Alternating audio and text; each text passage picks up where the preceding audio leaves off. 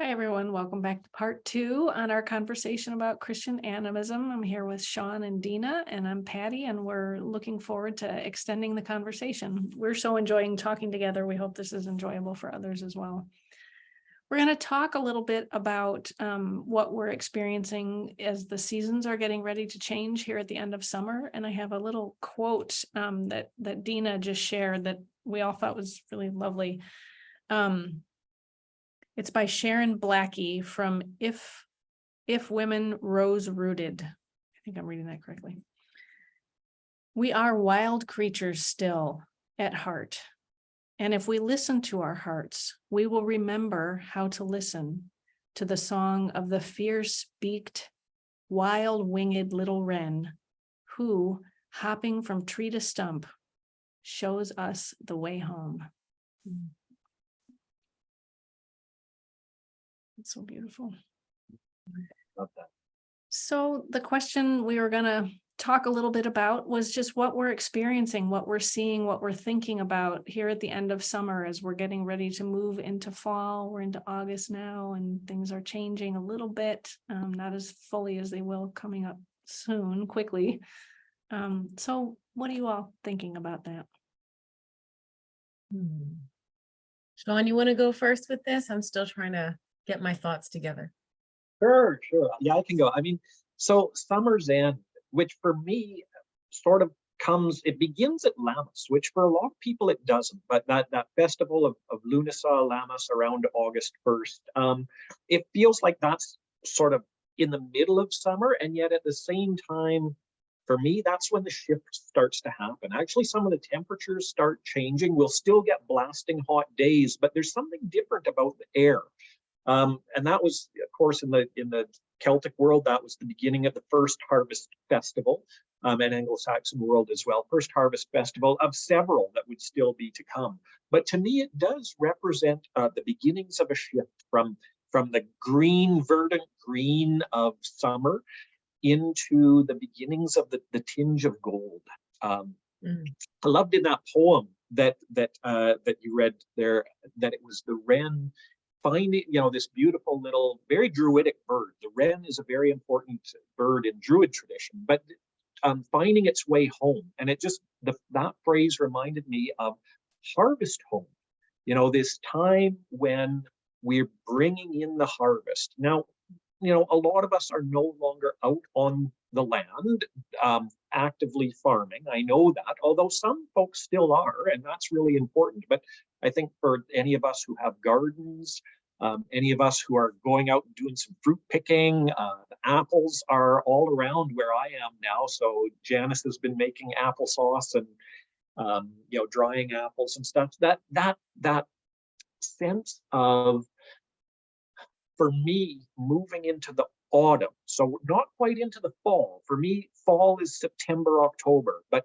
August moves into the autumn, the beginnings of fall. And it's just, for me, this is the beginning of the most magical season of the year. I just love it. It's something about the crispness that is going to start to come, something about the energy of hunkering down and bringing it in. It's not winter energy yet. It's not like batten the hatches and get the fires going. It's not that yet, but it's the energy of harvest home and bringing it in. A lot of people in internet land talk about pumpkin spice season, right? And that's might be a little overdone, but there's something to that. It's just a wonderful season. So that, as a Christian animist, combined with sort of Thanksgiving themes and the liturgical season of creation, that's the stuff that really, does it for me. It's a good time. So. How about you, Dina? I think I love pumpkin spice. So you reminded me to be the first one at the coffee shop when September hits. But one thing that I've noticed that I'm doing differently this go round is doing more to live with nature, to live in alignment with it. So, for example, my stepchildren are now working. They're teenagers, they're getting jobs, and we can take them to work sometimes, but they're going to have to catch the bus after school to their job. Well, right now they can do a night shift. They can do an afternoon shift because the sun is out. But when it's dark, we don't want them catching the bus. And so well, we don't want them catching it too late anyway, just for safety reasons. So it's it might be a small thing, but it's kind of like, well, you know, let's not start this pattern right now of saying, oh, we're so available at night. We can do this. We can start these things in the evening, because we're going to be living a little differently in a few weeks, you know, and I'm taking that into myself too. I'm trying to create schedules and plans that don't involve certain days, because I know those are days where there are harvest festivals and things that are going to be out, you know, outside, and we can enjoy that crispness that's not yet here. I'm anticipating that, but I want to be able to enjoy it. So I don't want to sow seeds right now for something that I can't fully tend to or take care of later, because I know the seasons will change. The amount of light is going to be different. So right now I'm holding on to that light. I'm saying, well, I'm going to do what I can now. I'm going to be out while I can right now and do the things that I can in this heat right now, because in a few weeks, you know, things will be different. I'm going to probably go to bed earlier. I'm going to walk the dog earlier. Got to get her in a different schedule. So it's that liminal space where I'm enjoying the present, but I'm also making plans for what I know is going to be a big shift in just a few weeks. That's what I'm noticing. It's more of an intentional shift in my plans and how I live in alignment with the earth. I really appreciate that notion of being present to what's happening right now. And I resonate with a lot of what you were saying, that I can do things in the heat. Like I can ride to work now with just a shirt on and not three jackets on like it is in December or January. I don't need heavy woolen socks and all that.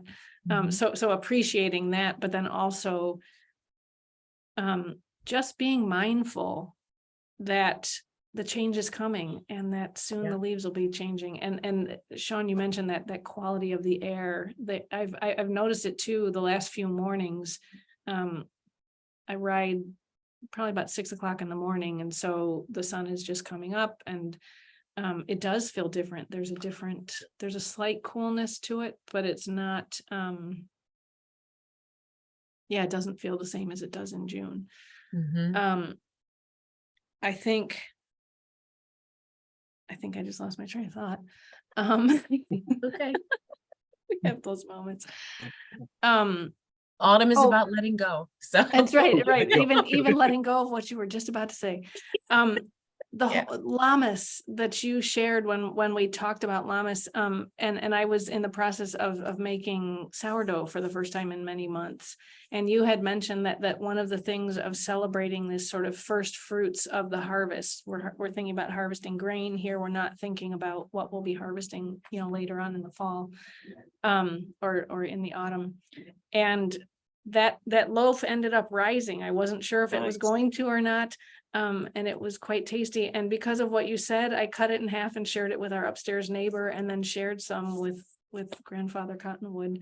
And that felt like such a lovely habit to develop of doing those kinds of small things that the changes of the season invite us into. And the fact that there are these small festivals that mark things that in a more agrarian world were just a normal part, that then were then celebrated specifically, that now we are distanced from, but that we can still find ways to be present to those and to honor those in the course of our daily life feels like such a gift.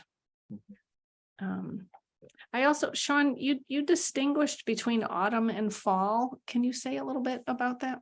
That's me. And it's sort of semantic, and I get into arguments with other calendar people. For me, autumn. So I think in general, in the UK, the third season is autumn, and fall is sort of an Americanism.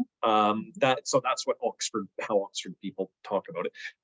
For me, autumn has a sense of the first part of the fall season. So August is like, it's autumnal. It's more mellow, whereas fall, the leaves are turning and they're falling. and the trees are getting naked and the air is really crisp, and it's what's coming right before it goes basically in our ecozone, it goes right up to Halloween.